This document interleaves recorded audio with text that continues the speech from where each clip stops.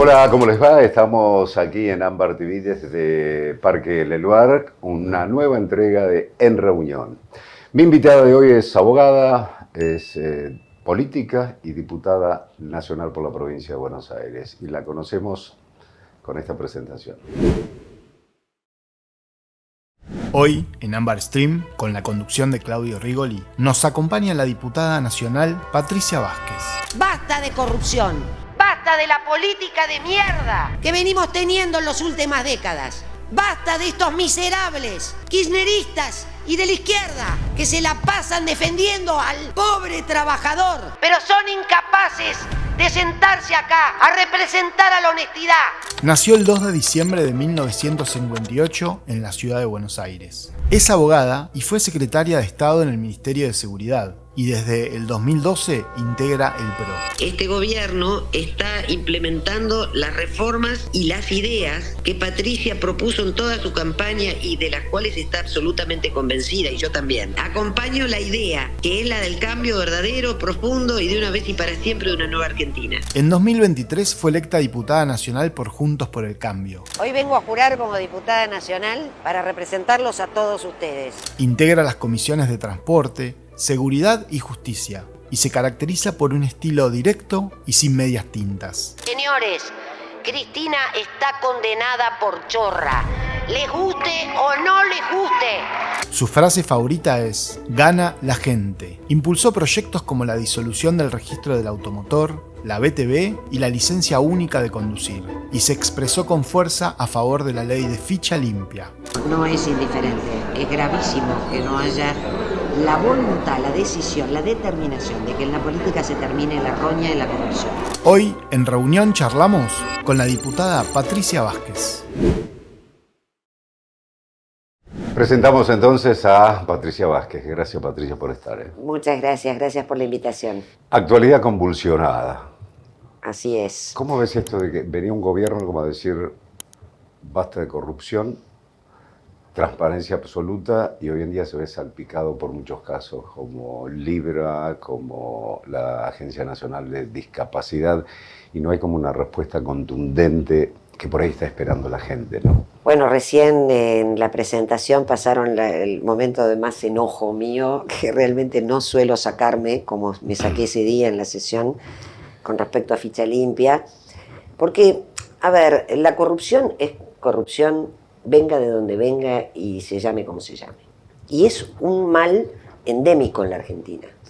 Y en muchos lugares del mundo, ojo, no somos los propietarios de la corrupción, pero es tan nefasto, tan dañino a la sociedad, al país, sobre todo a la creencia, a la confianza, a la necesidad de saber que, bueno, estás en manos de a quien elegiste y dijeron, ok, tomaron decisiones, tomaron prioridades, pero todo debe funcionar como debe ser. Sí. Ahora, eso no quiere decir que yo esté, como lo hace muchas veces la utilización política, juzgando antes de tiempo a nadie. Para mí la justicia debe investigar, debe ir a fondo y ser rápida. También presenté un proyecto para justicia eficiente justamente porque entiendo que si la justicia no es rápida, hay un daño aún mayor que lo que se cometió con un delito. Entonces, que la justicia investigue, que se definan las responsabilidades, pero tampoco nos comamos el cuento de que esto no es una actitud destituyente que ha tenido el kirchnerismo desde el día 1. Uh-huh. Eso es lo que pienso. ¿Pensás, como dice el presidente, que la oposición o el kirchnerismo viene a romper todo en lo que está haciendo el gobierno? ¿O pretende eso o no? Sin ninguna duda. El kirchnerismo no sabe quedarse tranquilo, o sea, o gobierna o destruye.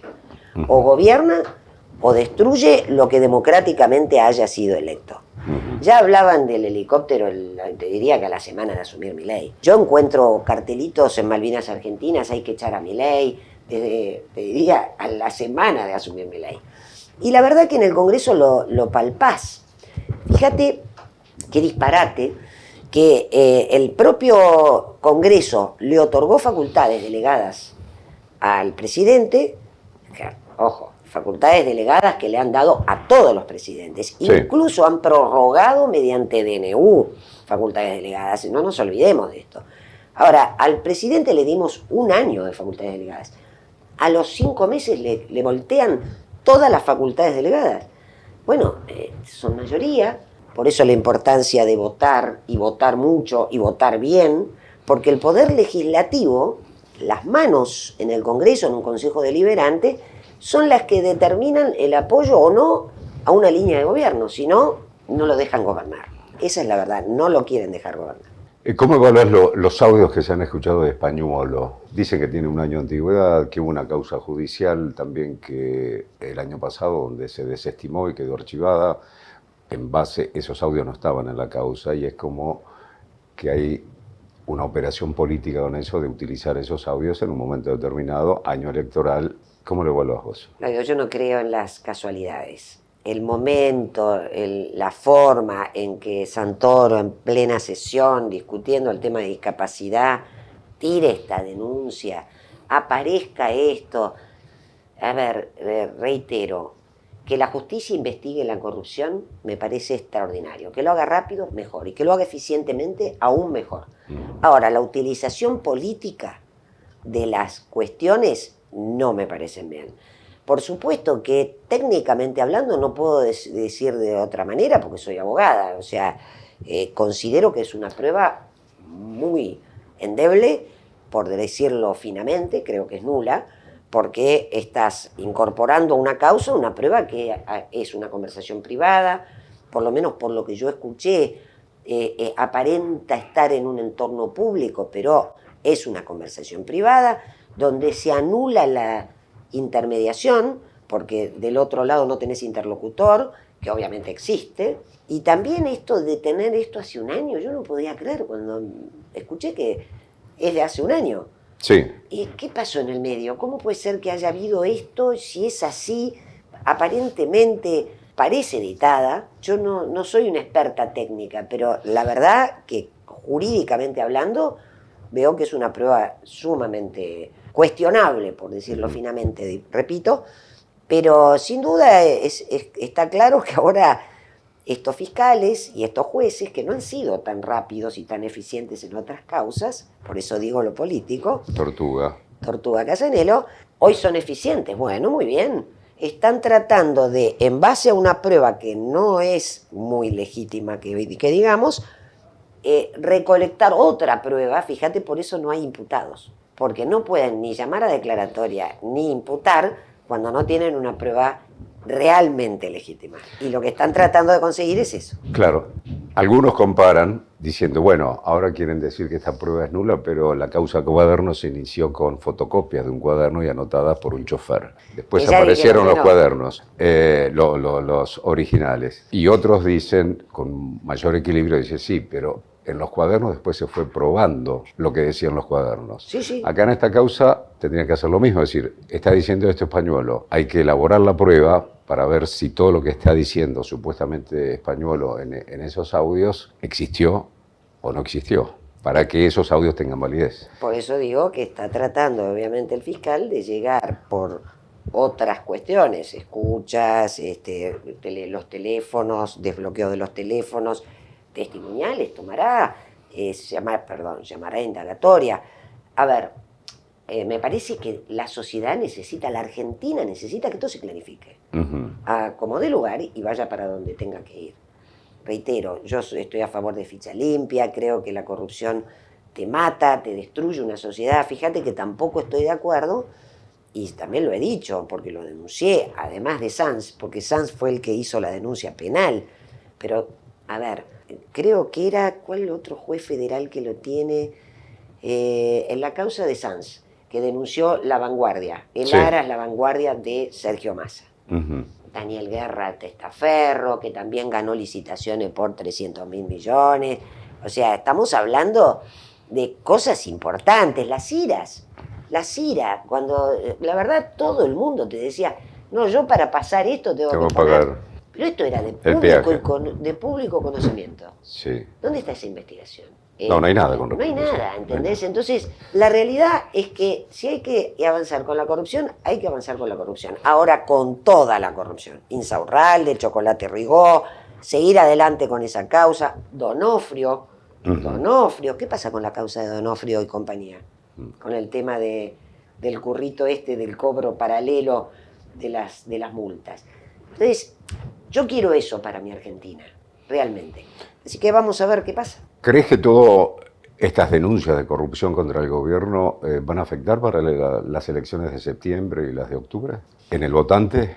Yo creo que no, porque espero que no, porque realmente hasta que esto no se determine, no se resuelva, Sí. no podemos seguir crucificando gente antes de tiempo por una movilización política.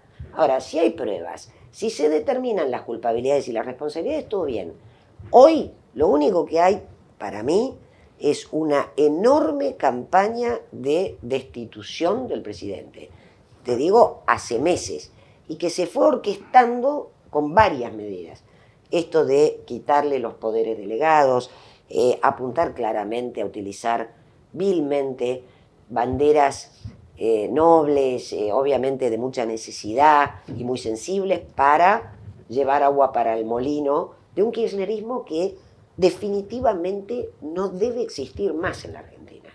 Así que espero que no, pero sin ninguna duda, cuanto antes esto se resuelva, va a ser mejor. Y no es casual que todo esto explote en este momento. Por eso digo que es políticamente utilizado. ¿Hay inexperiencia por parte del gobierno en materia de comunicación hacia la sociedad, en cómo defenderse o esclarecer estos hechos? En definitiva, el llamado a silencio, Karina Milei que no habla, también involucrada en todo esto, los comunicados ayer de Lule Menem y la manifestación de Martín, y después nadie más habla de esto. ¿Hay un error garrafal allí en materia comunicacional del gobierno?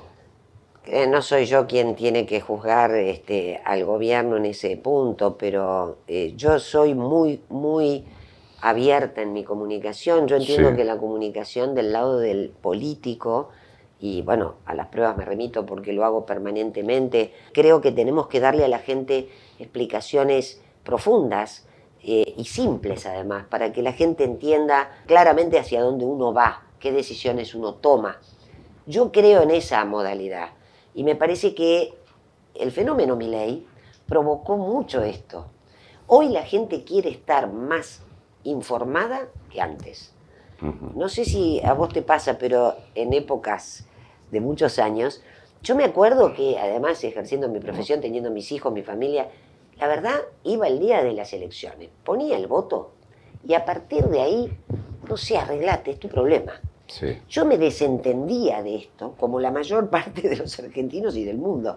Uno pone el voto, cumple con la obligación democrática y se desentiende, dice, bueno, ahora está en manos de esta gente. Ahora, eso no pasa hoy. Hoy la gente quiere saber, me parece extraordinario, quiere saber todo. ¿Por qué tomas decisiones? ¿De dónde sacaste tu plata? ¿Cómo viviste? ¿Cómo sos como persona? Me parece extraordinario. Por eso digo, para mí la comunicación tiene que ser más clara, más sencilla y llegarle más a la gente. Muchos dicen, bueno, el gobierno hubiese tenido que salir a decir, no vamos a aceptar la corrupción, funcionario que se ve involucrado en esto, apartado del cargo hasta que la justicia diga inocente o culpable.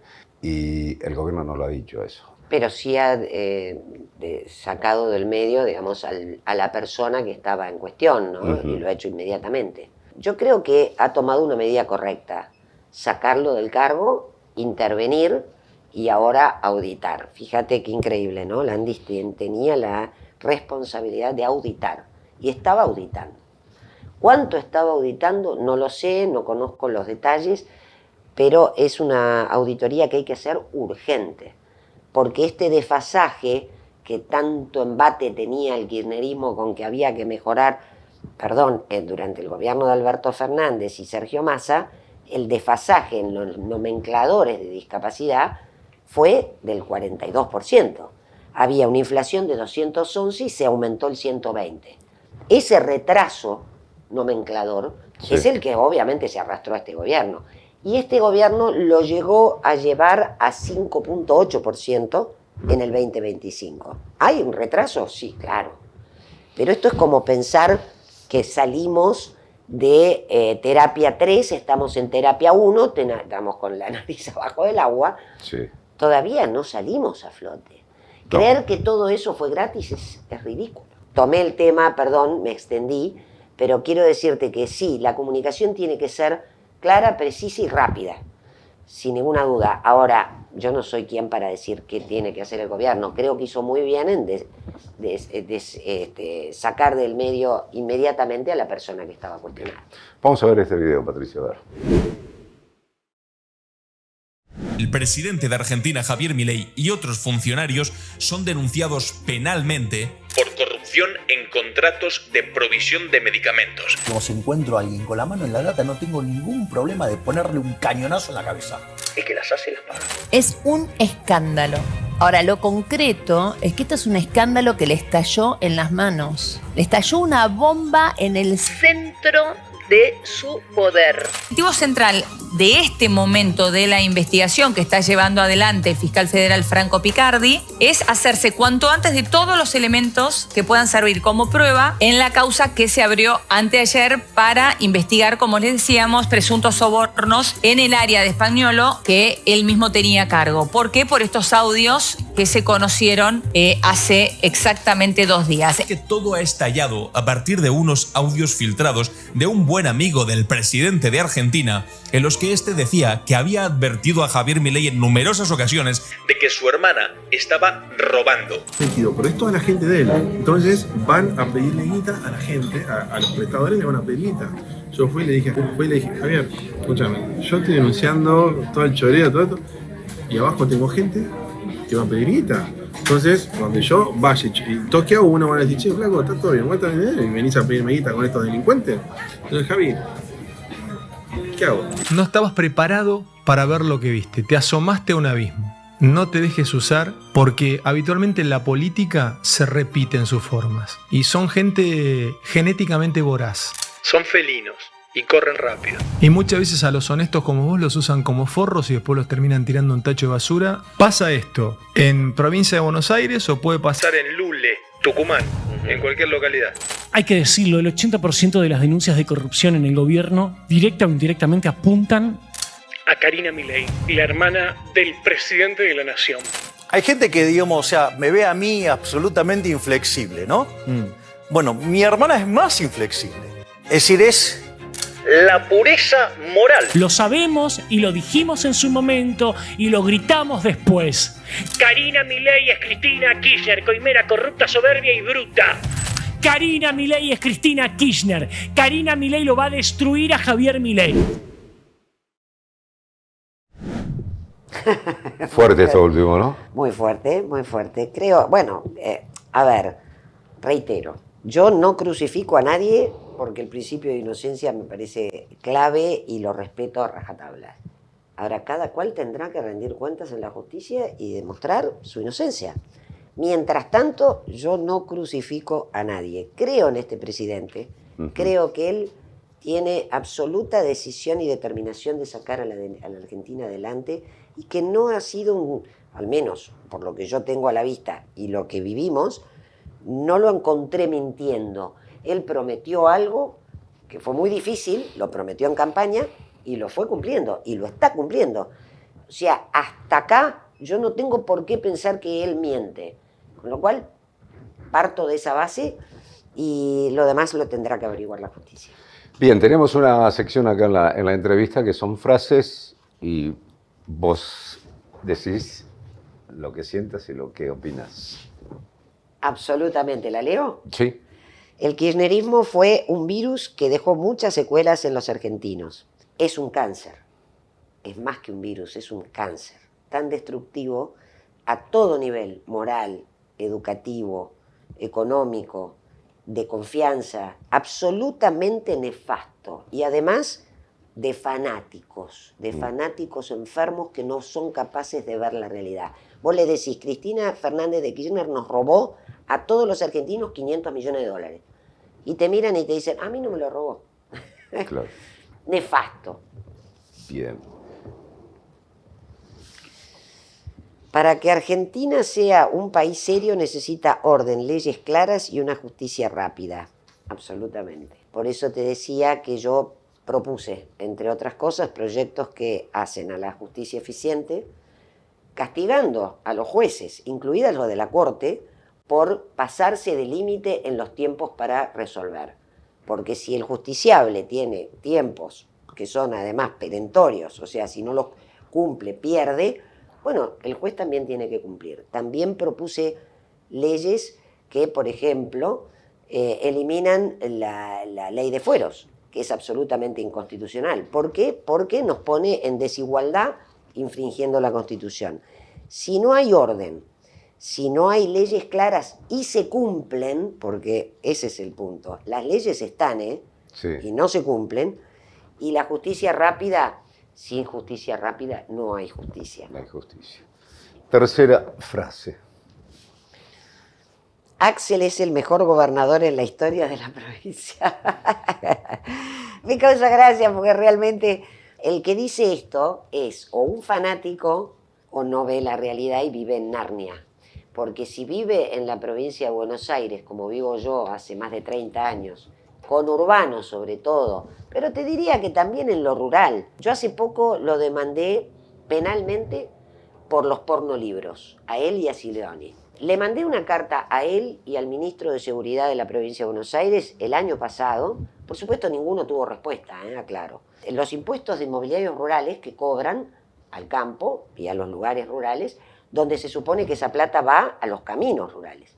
Bueno, te invito a recorrer un poquito, acá nomás, Cañuelas, anda cerquita, no te tenés que ir al interior profundo de la provincia.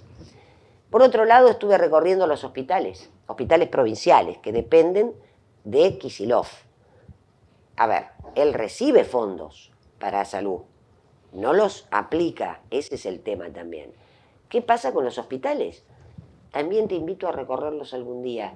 La verdad, Claudio, a un animal lo tratan mejor que lo que tratan al vecino de la provincia de Buenos Aires. Tiene que ir a veces a las 12 de la noche y quedarse a dormir en la calle para esperar que le den 10 números de turnos a las 7 de la mañana.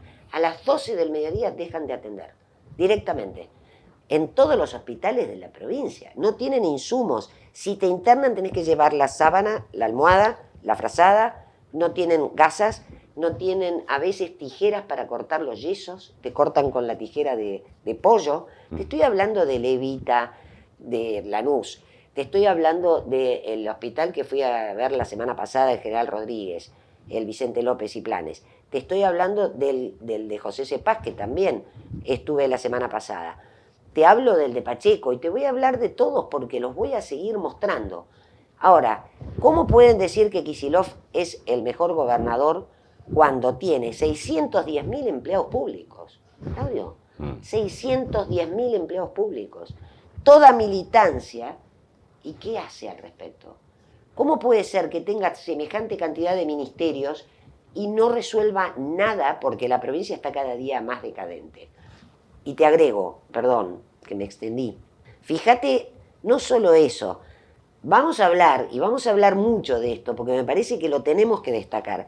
152.000 millones de pesos nos cuesta a todos los bonaerenses la legislatura de la provincia de Buenos Aires. ¿No te parece un disparate?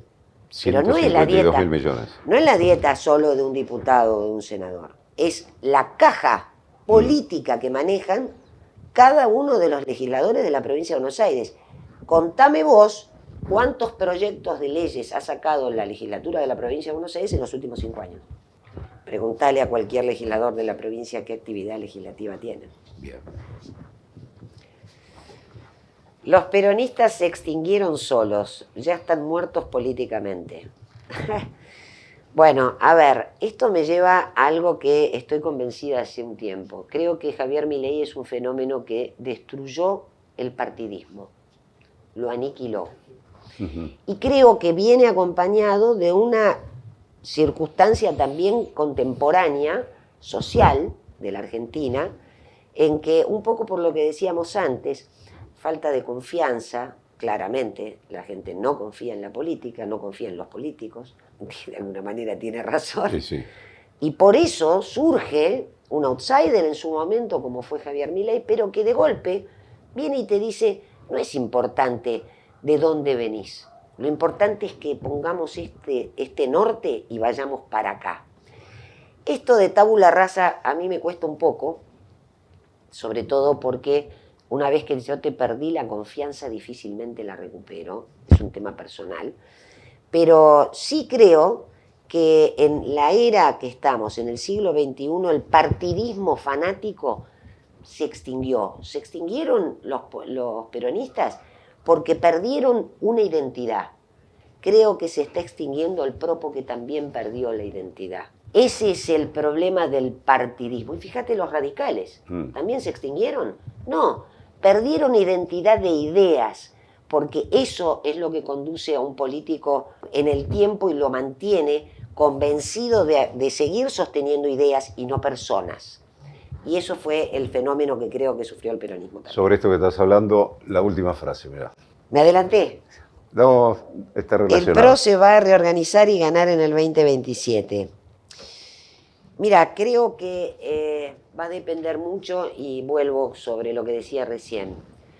Yo muchas veces me preguntan si me voy a afiliar a La Libertad Avanza, no me voy a afiliar, y siempre les contesto lo mismo. Yo tengo ideas, y es lo que acabo de decir. Mis ideas, mis convicciones son las mismas que tenía antes de afiliarme al PRO o al partido de Patricia Bullrich, Unión por la Patria, Unión por la Libertad, Sí. Unión por la Libertad, Furcio, Unión por Todos, que fue Unión por la Libertad, y antes de afiliarme al PRO también. Son convicciones, ideas liberales de un país con orden, con seguridad, con educación, con igualdad ante la ley en todo sentido. Igualdad de oportunidades es igualdad ante la ley. El mismo respeto, sin privilegios, etc. Todo eso hace a una idea y no a una persona, no a un partido.